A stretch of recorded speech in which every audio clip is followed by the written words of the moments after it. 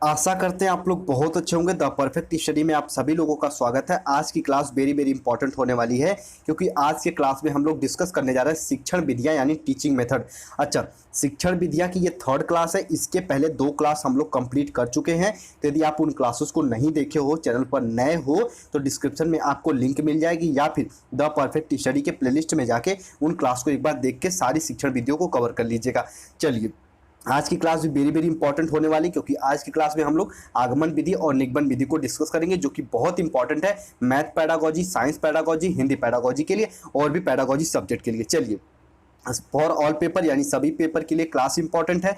Second paper आपका educational technology and ICT, उसमें भी शिक्षण विधियां पूछता है। उसके साथ साथ जो आप पैडागोजी चूज करोगे उसमें भी शिक्षण विधियां पूछता है। तो पूरी क्लास को आप बहुत ध्यान से देखिएगा। और ये थर्ड क्लास है शिक्षण विधि की। इसके बाद एक क्लास और आएगी, फिर आपकी शिक्षण विधियां कंप्लीट हो जाएगी। आइए पेशेंस के साथ बहुत धीरे धीरे एक एक पॉइंट को हम लोग समझते हैं, ताकि आपका कॉन्सेप्ट क्लियर हो जाए। देखिए, महान मनोवैज्ञानिक वेस्ले क्या कहते हैं शिक्षण विधियों के बारे में। इसके पहले भी मैं ये डिफिनेशन आपके साथ डिस्कस कर चुका हूं, एक बार फिर करना चाहूंगा कि महान मनोवैज्ञानिक वेस्ले कहते हैं कि शिक्षण विधि शिक्षक द्वारा वह क्रिया है जिसमें छात्र को ज्ञान की प्राप्ति होती है। एक क्लास में अध्यापक जो भी क्रियाकलाप करता है, बच्चों को सिखाने के लिए जिस भी विधि का प्रयोग करता है, वो सब शिक्षण विधियों के अंतर्गत आएगा। अच्छा, वो कौन कौन सी शिक्षण विधियां होती हैं? तो वो हो गई व्याख्यान विधि, प्रदर्शन विधि, समस्या समाधान विधि, उसके बाद योजना विधि, अन्वेषण विधि।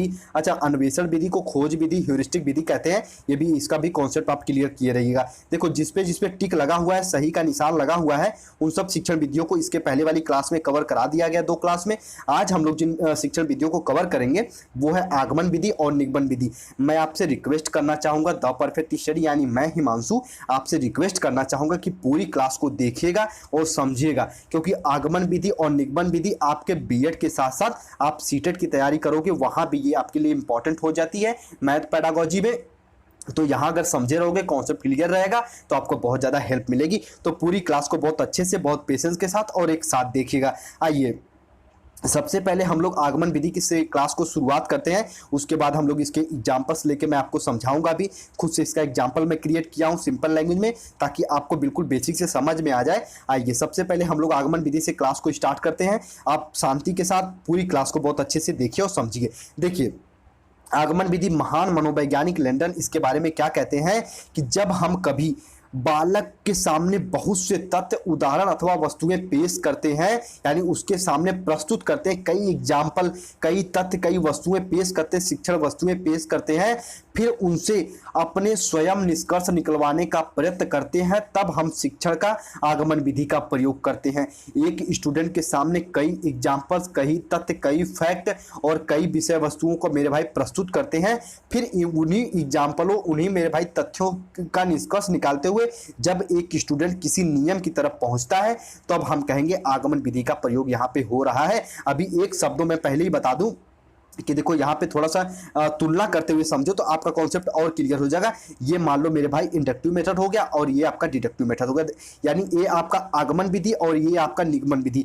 आगमन विधि में क्या होता है, सबसे पहले हम लोग बालक के सामने उदाहरण प्रस्तुत करते हैं, और भैया निगमन विधि में क्या होता है, बच्चे के सामने सबसे पहले हम लोग किसी नियम, किसी सिद्धांत को प्रस्तुत करते हैं। उम्मीद करते हैं दोनों में बेसिक डिफरेंस समझते हुए दोनों को आप समझ गए होंगे। अब आइए क्लास को शुरुआत करते हैं। बहुत मजा आने वाला है क्लास में, बहुत पेशेंस के साथ एक एक पॉइंट को समझिए। चलिए, आप देखो, उपरोक्त परिभाषा के अनुसार इस विधि में विशेष तथ्यों अथवा उदाहरण की मदद से समान नियम निकलवाए जाते हैं। स्टूडेंट के सामने कई आपको तथ्य दे दोगे, कई आप एग्जाम्पल दे दोगे, फिर उन्हीं एग्जाम्पल से आप उन्हीं निष्कर्ष के आधार पर कोई सामान्य नियम की तरफ आगे बढ़ते हो। अब देखो, आगमन हमारे मस्तिष्क की एक विशेष प्रक्रिया है, ध्यान से सुनिएगा, जो विशिष्ट वस्तुओं के निरीक्षण द्वारा हमको सामान्य सत्य या फिर सिद्धांत की तरफ ले जाते हैं। कहने का मतलब है, जो आगमन है वो एक मानसिक क्रिया है, जिसमें मेरे भाई हम किसी निरीक्षण द्वारा, किसी हम उदाहरण द्वारा किसी सामान्य नियम या फिर सामान्य सत्य की तरफ आगे बढ़ते हैं। अब देखो, जो सबसे इंपॉर्टेंट लाइन है वो यहाँ नोट पॉइंट करके लिखा गया है, इसको ध्यान से समझ लो, आपका सब कॉन्सेप्ट क्लियर हो जाएगा। देखो, इस विधि में नियम, सिद्धांत तथा परिभाषा आदि को पहले नहीं बताया जाता। ध्यान से सुनिएगा, और कहीं नोट करके आप लोग अगर पेन कॉपी लेके बैठे हो तो इसे नोट भी कर लीजिएगा कि इस विधि में नियम, सिद्धांत तथा परिभाषा आदि को पहले नहीं बताया जाता। तब पहले क्या बताया जाता है, तो छात्रों के सामने पहले कई तथ्य दिए जाते हैं, कई उदाहरण दिए जाते हैं, कई कई मेरे भाई एग्जाम्पल्स दिए जाते हैं, ताकि वो उन एग्जाम्पलों उन तथ्यों का निष्कर्ष निकालते हुए किसी विशेष नियम की तरह, किसी सामान्य नियम की तरह आगे बढ़ सके। तो अगर आगमन विधि में इन पॉइंटों को अगर आप मेंशन कर दे तो आपके एग्जाम में पूछता है तो पूरे पूरे नंबर मिलते हैं। और आपके ये बेसिक कॉन्सेप्ट क्लियर करने के लिए भी ये पॉइंट वेरी वेरी इंपॉर्टेंट है कि आगमन विधि में हम लोग नियम, सिद्धांत तथा परिभाषा आदि को पहले नहीं बताते, क्योंकि छात्र क्या होता है कि सबसे पहले इसमें क्या होता है, हम लोग ज्ञात से अज्ञात की तरफ चलते हैं। मतलब छात्र के सामने पहले उदाहरण दे दिया जाएगा, फिर उसी ज्ञात से अज्ञात मतलब हम किसी नियम की तरफ, हम लोग किसी सिद्धांत की तरफ आगे बढ़ते हैं। अब आइए थोड़ा सा आगे बढ़ते हैं। देखिए अभी थोड़ा सा शिक्षण के 3 सूत्रों का यहाँ पे प्रयोग किया जाता है, ज्ञात से अज्ञात की ओर, विशिष्ट से सामान्य की ओर, स्थूल से सूक्ष्म की ओर। अच्छा, स्थूल से सूक्ष्म की ओर क्या होता है, मतलब कहने का मतलब है कि बड़े से छोटे की ओर हम लोग आगे बढ़ते हैं। तो इसमें स्थूल से सूक्ष्म कंफ्यूज मत होइएगा, इसका मतलब है कि भैया कोई बड़े लेवल से हम लोग छोटे लेवल की तरफ आगे बढ़ते हैं, तो वो होता है स्थूल से सूक्ष्म की ओर। अभी इन पे हम लोग शिक्षण सूत्रों पे आएंगे। सबसे पहले जो नोट पॉइंट करके लिखा गया, जो इसका एग्जाम्पल दिया गया समझाने के लिए, इसे समझो, फिर हम लोग शिक्षण सूत्रों पे आएंगे, तब आपका कॉन्सेप्ट और क्लियर हो जाएगा। अब आपसे रिक्वेस्ट करूंगा बहुत ध्यान से सुनिएगा, क्योंकि मैं आपके लिए एग्जाम्पल तैयार किया हूं। देखो ध्यान से सुनना। आगमन विधि में सबसे पहले हम बालक के सामने एग्जाम्पल देंगे। अच्छा, एग्जाम्पल क्या है, 5 का स्क्वायर प्लस 4 का स्क्वायर प्लस 2 गुणे 5 गुणे 4। ये स्टूडेंट के सामने हम एग्जाम्पल दे दिए और भैया कि ये दे दिए कि इसका मान निकालो आप। स्टूडेंट ने सॉल्व करना प्रारंभ किया तो 5 का स्क्वायर कर दिया, फिर 4 का स्क्वायर कर दिया, फिर भैया इसको सॉल्व किया तो यहाँ पे 40 आ गया। जब इस पूरे को सॉल्व करेगा तो 81 यानी 81 आ जाएगा। आप स्टूडेंट ने तो इसे सॉल्व करना सीख लिया, उसके बाद वो सेकंड स्टेप पे उसके दिमाग में एक एनालिसिस चलने लगेगा कई एग्जांपल्स देने के बाद कि अगर हम 5 और 4 को किसी ब्रैकेट में रख के उसका होल स्क्वायर कर दे तब भी तो 81 आ जाएगा। ये स्टूडेंट के दिमाग में ये प्रक्रिया चलने लगी। अच्छा, आगमन विधि में हम सबसे पहले एग्जाम्पल देते हैं और उन्हीं एग्जाम्पलों से निष्कर्ष निकालते हुए किसी सामान्य नियम की तरफ बढ़ते, ऊपर मैंने बताया था। तो ये बताओ कि स्टूडेंट के दिमाग में ये चलने लगा कि अगर 5 और 4 को किसी ब्रैकेट में हम रख के ऐड करें, उसके बाद उसका स्क्वायर कर दे तब भी 81 आ जाएगा। इतना सॉल्व करने की जरूरत नहीं है, ठीक है, इतना उसके दिमाग में पता चल गया। अब उसके सामने हम लोग मेरे भाई सेकंड एग्जांपल देंगे। सेकंड एग्जांपल कोई और होगा, जैसे 4 का स्क्वायर हो गया प्लस 3 का स्क्वायर हो गया प्लस 2 गुणे 3 गुणे 4 हो गया, ठीक है। जब इसको स्टूडेंट सॉल्व करेगा तो उसको पता चल गया कि भैया अगर हम 4 और 3 को भी ब्रैकेट में रख के 4 और 3 को भी अगर ब्रैकेट में रख के सॉल्व करेंगे तब भी हमारा आंसर उतना ही आएगा। तो जब इसको रख के सॉल्व करेगा तो 49 आ जाएगा, ठीक है। अब देखो, अब इसको वो सत्य करने के लिए, उसको अस्थाई बनाने के लिए फिर वो फर्स्ट मेथड का प्रयोग करेगा, यानी कि अब 4 का स्क्वायर निकालेगा, फिर 3 का स्क्वायर निकालेगा और फिर इसको सॉल्व करेगा और 49 आ गया। अब उसके दिमाग में एक चीज बैठ गई भैया कि ध्यान से सुनना। अब उसके दिमाग में एक चीज यहाँ पे ये बैठ गया कि 4 प्लस 3 का होल स्क्वायर बराबर इतने की है, यानी ये जो मान है ना, ये मेरे भाई 4 और प्लस 3 के होल स्क्वायर के बराबर है।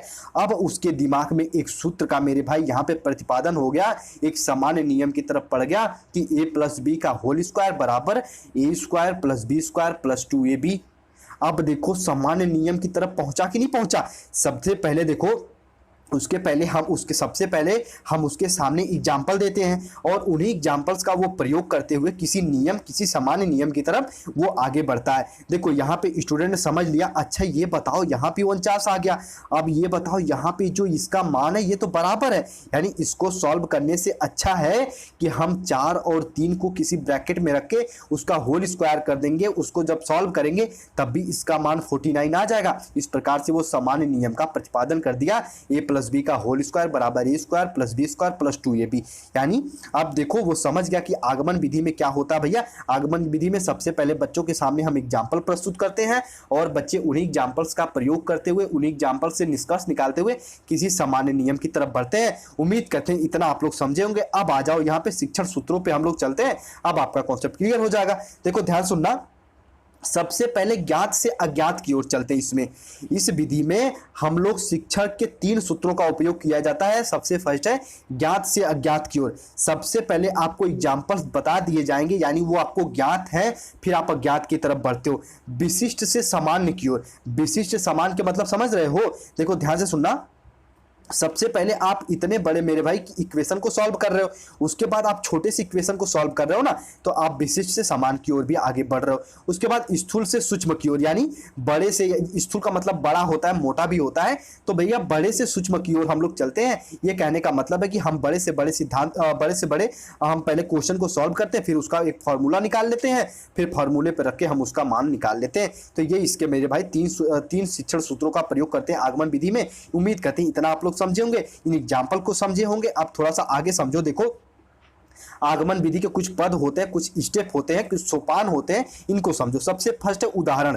आगमन विधि में मैं ऊपर भी बताया, सबसे पहले बच्चों के सामने हम एग्जाम्पल देते हैं, सबसे पहले हम उदाहरण देते हैं। तो छात्रों के सामने एक ही तरह के विभिन्न उदाहरण पेश करते हैं। अब यहाँ पे आपका कॉन्सेप्ट क्लियर होते हुए चला जाएगा। देखो ध्यान समझो, सबसे पहले एक एग्जाम्पल दिए, उसके बाद हम लोग सेकेंड एग्जाम्पल दिए, फिर जो कि वो लास्ट में जाके अपना एक सूत्र का प्रतिपादन कर दिया। तो ये बताओ यहाँ पे ये फुलफिल हुआ कि नहीं, कि मेरे भाई छात्रों के सामने एक ही तरह के विभिन्न उदाहरण पेश करते हैं। ये तो भैया सही है इसका पहला पद। उसके बाद निरीक्षण, उदाहरणों का निरीक्षण कर किसी सामान्य नियम पर पहुंचने का प्रयत्न करते हैं।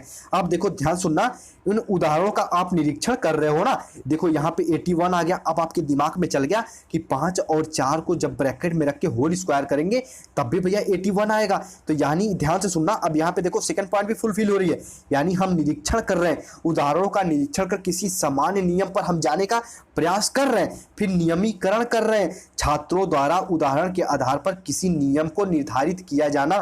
देखिए ध्यान से सुनना, यहाँ पे मेरे भाई दो आप एग्जाम्पल का प्रयोग किए और एक यहाँ पे देखो नियम का आप प्रतिपादन कर रहे हो, एक नियम का निर्धारण कर रहे हो, यानी थर्ड पॉइंट भी यहाँ पे ये फुलफिल हो रहा है। उसके बाद देखो परीक्षण, छात्रों द्वारा अन्य उदाहरणों की मदद से नियम का परीक्षण किया जाना। अब देखो लास्ट में आप जब ये समझ गए कि भैया देखो यहाँ पे ये समझ गए कि देखो 81 आ रहा है और 5 + 4 को होल स्क्वायर करने पे 81 आ रहा है, तो इसी तरीके से आप जब सेकंड एग्जाम्पल लिए तो यहाँ पे इन सबको सॉल्व करने से आप पहले क्या कर दिए, 4 और 3 का ब्रैकेट में रख के इनका होल स्क्वायर कर दिया तो 49 आ गया। तो देखो फोर्थ पॉइंट भी यहाँ पे फुलफिल हो गया। परीक्षण कर रहे हो, छात्रों द्वारा अन्य उदाहरणों की मदद से नियम का परीक्षण किया जाना, यानी मेरे भाई जो जितने भी आप उदाहरण प्रयोग किए हो उनका परीक्षण करके किसी नियम का आप परीक्षण कर रहे हो, तो यानी फोर्थ पॉइंट भी यहाँ पे फुलफिल हो रहा है। उम्मीद करते हैं आगमन विधि के आप पद भी समझ गए होंगे और आपका कॉन्सेप्ट भी क्लियर हो गया होगा। चलिए अब देखो, अगर आप सीटेट वगैरह के लिए पढ़े होते तो मेरे भाई अब आगमन विधि यहाँ पे आपका कंप्लीट हो गई होती, लेकिन आपको बीएड में थोड़ा सा कॉन्सेप्ट क्लियर करते हुए पढ़ना है, तो इसके मेरिट के बारे में समझो, फिर इसके डिमेरिट के बारे में समझेंगे और फिर हम लोग चलेंगे निगमन विधि पे, फिर आपकी क्लास ऑफ हो जाएगी, परेशान नहीं होना। देखो इसमें छात्र विभिन्न विषयों को स्वयं संपन्न करता है तथा सामान्य सिद्धांत का निर्धारण भी स्वयं प्रयत्न से करता है। शिक्षक को यह नियम नहीं बताना नहीं पड़ता। देखो यहाँ पे ये बताओ, अध्यापक ने कुछ बताया कि बच्चे a+b का whole square plus a square plus b square plus 2 ये भी होता है? नहीं, स्टूडेंट ने भैया स्वयं निष्कर्ष निकालते हुए इस नियम पे पहुंचे हैं। तो ये बताओ कि इसका मेरे भाई फर्स्ट ये मेरिट हो गई कि नहीं हो गई, कि इसमें शिक्षक को कोई नियम नहीं बताना पड़ता। उम्मीद करते इतना आप लोग इसके बारे में समझे होंगे। अब आइए सेकेंड पॉइंट को समझो, यह छात्र हेतु आनंददायक विधि है। नवीन ज्ञान को अपने आप प्राप्त कर वह प्रसन्नता का अनुभव करता है। ये बताओ, जब नया आप सिद्धांत का प्रतिपादन करोगे, नए नियम को आप फॉर्मेशन करोगे, तो एक तरीके से आप मोटिवेट हो गए कि नहीं हो गए, ये इसकी मेरिट हो गई। उसके बाद इस विधि में छात्र आत्मनिर्भरता तथा आत्मविश्वास की भावना विकसित होती है। अब उनको पता है कोई वो इक्वेशन को सॉल्व करते करते एक नियम का प्रतिपादन कर दिए तो उसमें आत्मविश्वास आत्मनिर्भरता तो आएगी ही आएगी। ये तो मेरे भाई सामान्य सी बातें हैं। अब फोर्थ पॉइंट समझ लीजिए, ये भी इंपॉर्टेंट है। यह विधि प्रत्यक्ष तथ्यों पर आधारित होने से पूर्णतः वैज्ञानिक है। कहने का मतलब है इसमें आप ये नहीं कि किसी मेरे भाई के अवैज्ञानिक तरीके से आप किसी नियम पर पहुंच गए, नहीं, आप नियम का प्रतिपादन कर रहे हो फिर उसे सत्यापित भी कर रहे हो, तो ये पूर्णतः वैज्ञानिक विधि है, वैज्ञानिक प्रक्रिया है। उम्मीद करते हैं ये इसके मेरिट के बारे में भी समझे होंगे। अब आगमन विधि के भैया कुछ दोष भी हैं, ठीक है, अगर इसके मेरिट भी है तो इसके डिमेरिट भी होता है, इसको भी समझो। देखो यह विधि बहुत धीमी है क्योंकि छात्र एक सिद्धांत पर पहुंचने में बहुत से समय ले लेते हैं। आप देखो स्टूडेंट अगर खुद से कोई नियम भैया निकाल रहे हैं तो वो धीरे धीरे करके ही तो सीखेंगे, धीरे धीरे। तो ये बताओ वो इसमें ये समय बहुत ज़्यादा लग जाता है, तो ये इसकी डेमेरिट हो गई। उसके बाद देखो यह छात्रों को कभी कभी गलत निष्कर्ष पर पहुँचा देते हैं। अब छात्र अपने अनुसार कोई नियम का प्रतिपादन कर रहे हैं तो ऐसा नहीं कि वो सही नियम ही प्रतिपादित करें। अगर ये देखो किसी एक प्रश्न को सॉल्व करने के लिए एक एक नियम तो बना लिए। अब ऐसा नहीं कि उसी नियम से हर प्रश्न सॉल्व हो जाए, तो ये इसकी डेमेरिट भी है, इसको भी अपने दिमाग में ध्यान बना के रखिएगा। चलिए, सिर्फ योग्य छात्र ही विशिष्ट तथ्यों के आधार पर सामान्यीकरण कर सकते हैं, ये सभी हेतु उपयुक्ति नहीं है। आप ध्यान से सुनना, इस पॉइंट को समझाऊंगा मैं बेसिक से। देखो, सिर्फ योग्य छात्र, जो मेरे भाई प्रतिभावान बालक हैं, जो प्रतिभावान बालक है, जिनका IQ 100 के ऊपर है, ठीक है, वही स्टूडेंट क्या होता है, किसी नियम का प्रतिपादन कर पाते हैं। अब अगर आप प्रश्न को सॉल्व नहीं कर पाओगे, तरह तरह के आप एग्जाम्पल को मेरे भाई सॉल्व नहीं कर पाओगे, तो क्या किसी नियम पर पहुंच पाओगे? तो नहीं पहुंच पाओगे। तो इसमें योग्य छात्र ही किसी नियमीकरण पर पहुंचते हैं, किसी सामान्यीकरण नियम पर पहुंचते हैं। ये इसकी मेरे भाई कारण है। तो इसके कारण ये इसका एक तो दोष भी बन जाता है। उम्मीद करते हैं इतना आप लोग मेरे भाई समझे होंगे। अब थोड़ा सा निगमन विधि के बारे में मैं थोड़ा सा एक बार और बताना चाहूंगा, फिर आपका कॉन्सेप्ट क्लियर हो जाएगा। देखो, ध्यान से समझो। निगमन विधि में फर्स्ट क्या है कि निगमन विधि में सबसे पहले हम लोग बालक के सामने कोई उदाहरण, कोई तथ्य मेरे भाई, ठीक है, कोई तथ्य प्रस्तुत करते हैं, या फिर कोई विषय वस्तु के, कोई भी पाठ्य वस्तु का हम कोई भी एक क्षेत्र प्रस्तुत करते हैं, ताकि बालक उन विषय वस्तुओं का, उन उदाहरणों का, उन तथ्यों का प्रयोग करते हुए, उन उदाहरणों का निष्कर्ष निकालते हुए किसी सामान्य नियम की तरफ आगे बढ़ सके। तो अगर आपसे एग्जाम में पूछा जाए आगमन विधि से आप क्या समझते हो, तो आगमन विधि पूर्णतः छात्र केंद्रित तो होती है, और इस विधि में बालक के सामने सर्वप्रथम जो अध्यापक होता है, कई एग्जाम्पल्स, कई तथ्य और कई विषय वस्तु के छोटे छोटे पाठ्यक्रम को बालक के सामने प्रस्तुत करते हैं। उन्हीं विषय वस्तुओं को, उन्हीं एग्जाम्पल्स को, उन्हीं तथ्यों का प्रयोग करते हुए स्टूडेंट किसी सामान्य नियम की तरफ आगे बढ़ते हैं। ये आगमन विधि का मेरे भाई विशेषता हो गई, या फिर कह सकते हैं ये आगमन विधि है। अब देखो, आगमन विधि के स्टेप भी समझ लो, एक बार इसको रिवीजन कराऊं। सबसे पहले हम लोग बालक के सामने उदाहरण करते हैं, फिर वो स्टूडेंट उसका निरीक्षण करते हैं, फिर निरीक्षण के आधार पर नियमीकरण करते हैं, फिर उन नियमीकरण का एक बार और मेरे भाई परीक्षण करते हैं। उम्मीद करते हैं इतना आप लोग समझे होंगे। अब हम लोग चलते हैं भैया आगे निगमन विधि पे, ठीक है, डिडक्टिव मेथड पे। देखो, ध्यान सुनना, ये समझ लो, जो कुछ भी आप आगमन विधि सीखे हो उसका सीधा उल्टा कर दो तो भैया वो निगमन विधि हो जाएगा।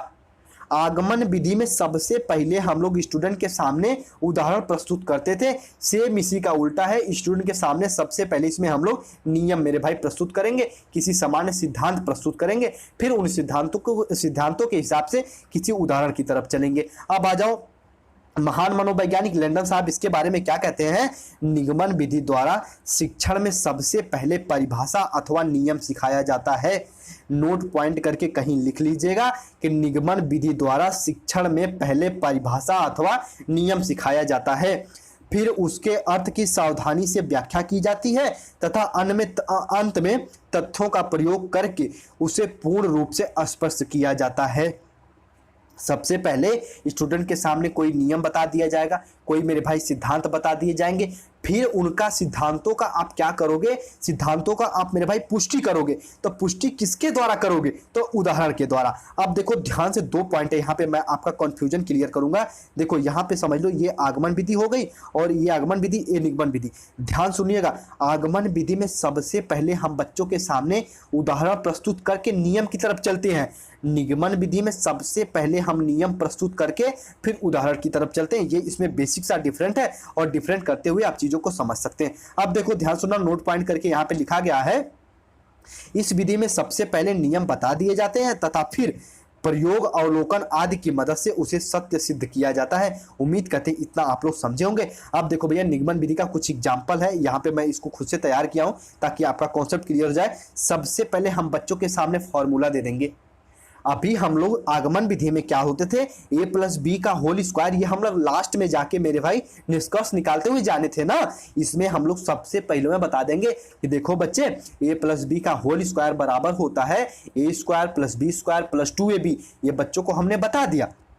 अब बच्चे के सामने हम एग्जाम्पल प्रस्तुत करके इसको सिद्ध करेंगे। कैसे, अब बच्चों के सामने एग्जाम्पल दे दिए कि 2 + 3 का होल स्क्वायर मेरे भाई बराबर कितना होगा, आप ये बताओ। तो बच्चे इसे इस पे रख देंगे, तो 2 का स्क्वायर करेंगे इसी के आधार पर, फिर 3 का स्क्वायर करेंगे, फिर 2 × 2 × 3 कर देंगे। जब इसको सॉल्व करेंगे तो ये आ जाएगा 25। तो यानी कहने का मतलब है, निगमन विधि में सबसे पहले हम फॉर्मूला देंगे, सबसे पहले हम कोई नियम बताएंगे, सबसे पहले कोई सिद्धांत बताएंगे, उसके बाद हम उस नियम, उस सिद्धांत को एग्जाम्पल के माध्यम से उसको हम सत्य सिद्ध कर देंगे। तो मेरे भाई ये जाके निगमन विधि हो जाएगा। उम्मीद करते इतना आप लोग लोग समझे होंगे। और ये देखो भैया द परफेक्ट स्टडी है। अगर क्लास समझ में आती है, थोड़ा सम्मान द परफेक्ट स्टडी का आप बढ़ाना चाहते हो तो इसे अपने दोस्तों के साथ जरूर शेयर करिए, ठीक है।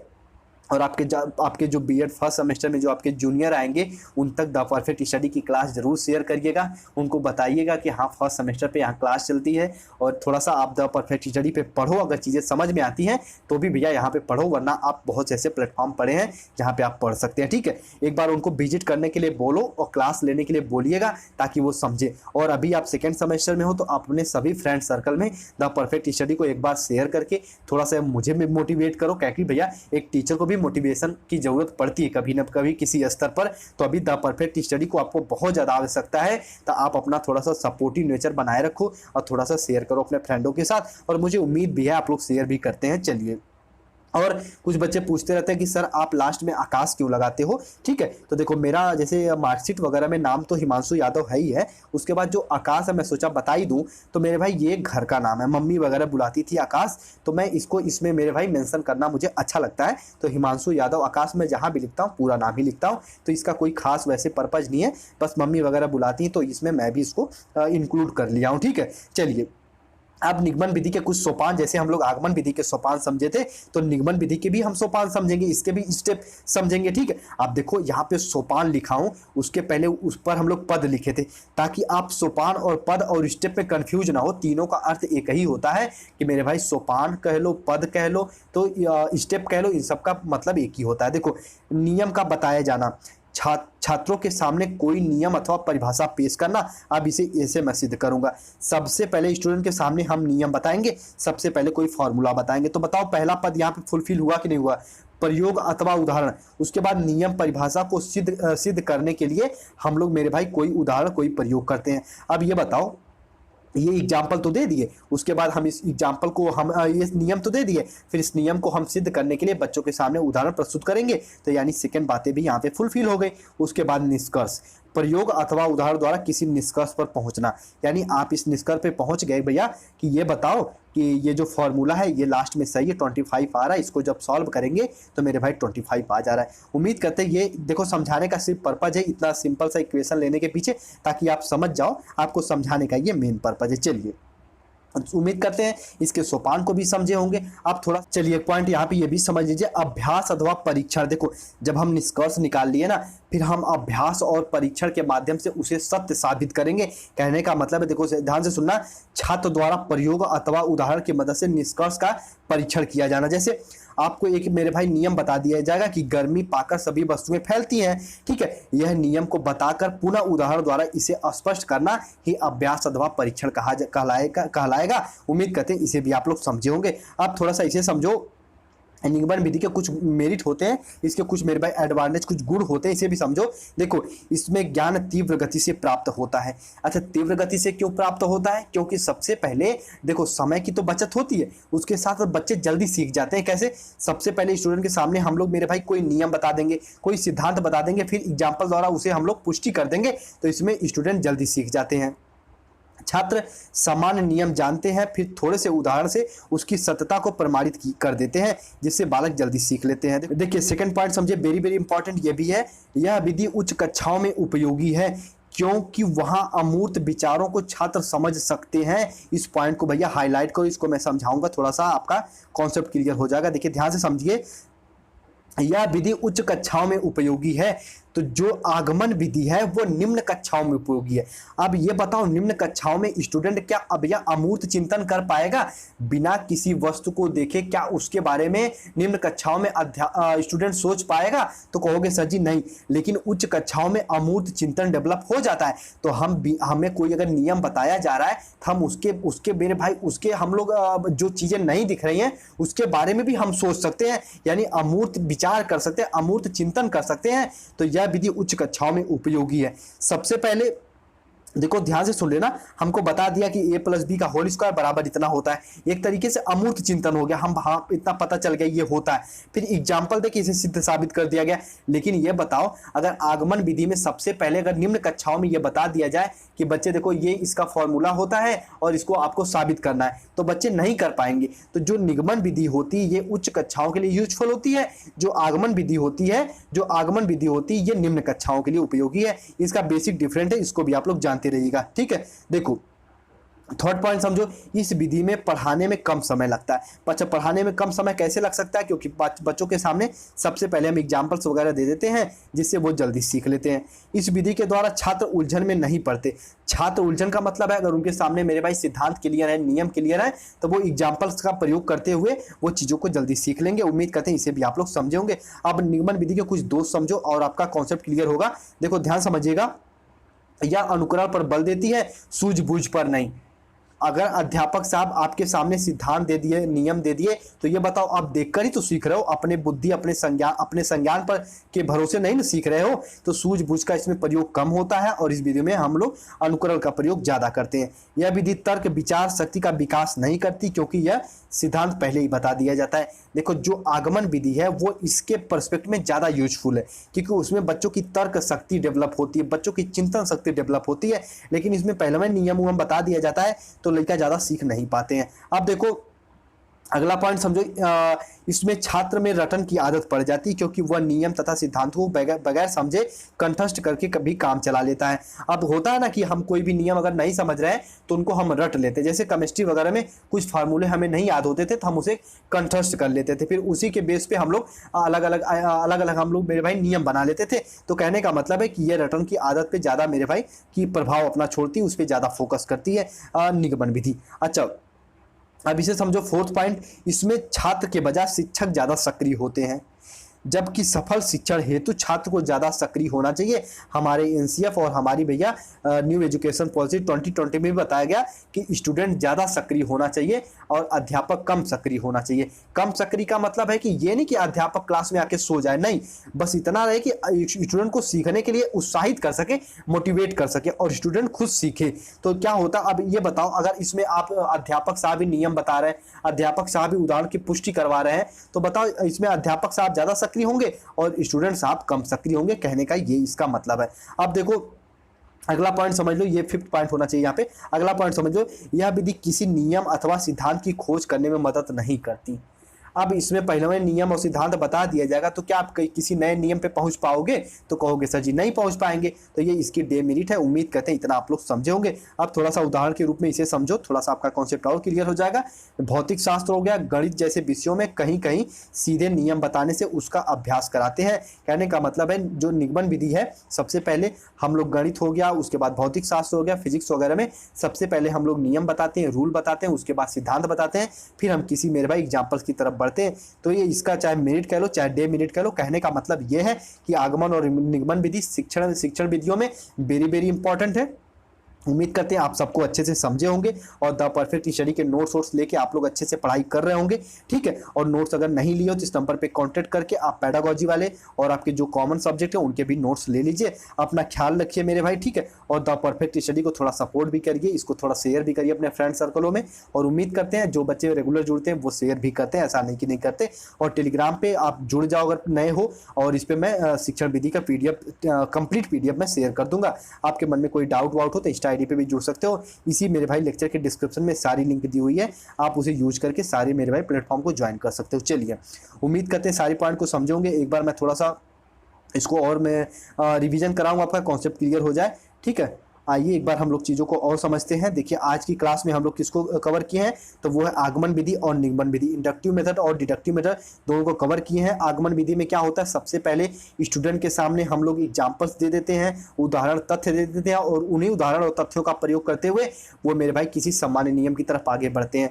निगमन विधि वो होती है जिसमें हम स्टूडेंट के सामने कोई सामान्य नियम या फिर कोई रूल और कोई सिद्धांत प्रस्तुत करते हैं, फिर उन्हीं एग्जाम्पल की पुष्टि करने के लिए स्टूडेंट के सामने उदाहरण प्रस्तुत करते हैं और उन्हीं उदाहरणों का प्रयोग करते हुए वो सिद्धांत की पुष्टि करते हैं। ये बेसिक सा दोनों में डिफरेंट है, दोनों मैथ और फिजिक्स वगैरह पेडागोजी में प्रयोग में लाया जाता है, हिंदी में भी प्रयोग लाया जाता है, बायोलॉजिकल साइंस में भी प्रयोग लाया जाता है। तो इन सबको अच्छे से कवर कर लो। इसके बाद एक क्लास और आएगी जिसमें हम प्रयोगशाला विधि, पर्यटन विधि और साक्षात्कार विधि, उदाहरण विधि, वाद विवाद विधि सबको एक साथ कवर लेंगे। और इसमें 2 शिक्षण विधियां और बच रही हैं, एक तो हो गया विश्लेषण विधि और एक संश्लेषण विधि, जो मेरे भाई की बायोलॉजिकल साइंस में पेडागोजी में ये भी इंपॉर्टेंट है और भी पेडागोजी में इंपॉर्टेंट है। तो उन सबको हम लोग कवर कर लेंगे। उम्मीद करते हैं आगमन और निगमन विधि को बिल्कुल बेसिक से आप लोग समझोगे, अपना 100% दे के समझाने का प्रयास किया हूँ।